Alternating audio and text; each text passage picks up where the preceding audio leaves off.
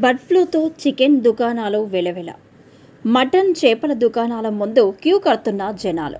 అమాంతం పెరిగిన మటన్ ధరలు. కోళ్లకు బర్డ్ ఫ్లూ సోకడంతో చికెన్ కొనేవారు తగ్గి దుకాణాలు వెలవెలబోతున్నాయి.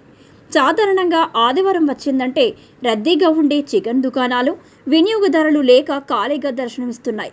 తెలుగు రాష్ట్రాలలో కోళ్లకు బర్డ్ ఫ్లూ సోకుతుందనే కారణంతో చికెన్ తినేందుకు ప్రజలు ఆసక్తి చూపడం లేదు.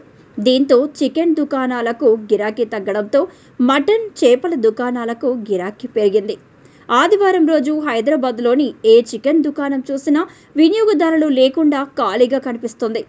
నగర వ్యాప్తంగా మటన్ చేపల దుకాణాల ముందు జనాలు క్యూ కట్టడంతో మార్కెట్లన్నీ కిక్కిరిసి కనిపిస్తున్నాయి.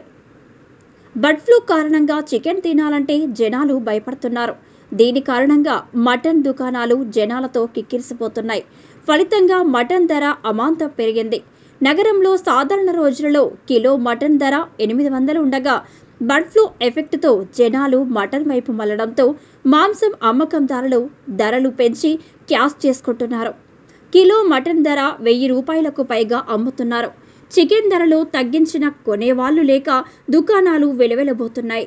సాధారణ రోజులలో చికెన్ ధర 200 నుంచి 250 వరకు ఉండేది. బర్డ్ ఫ్లూ కారణంగా చికెన్ ధరలు తగ్గించిన కొనేవారు కరువయ్యారు. ప్రస్తుతం కిలో చికెన్ ధర 140 రూపాయల నుంచి 200 వరకు ఉంది. అయినా ప్రజలు కొనడానికి ఆసక్తి చూపడం లేదు. చికెన్ అమ్మకాలు కాకపోవడంతో దుకాణాల నిర్వహణకు ఇబ్బందులు తలెత్తుతున్నట్టు చికెన్ షాప్ యాజమాన్యులు వాపోతున్నారు.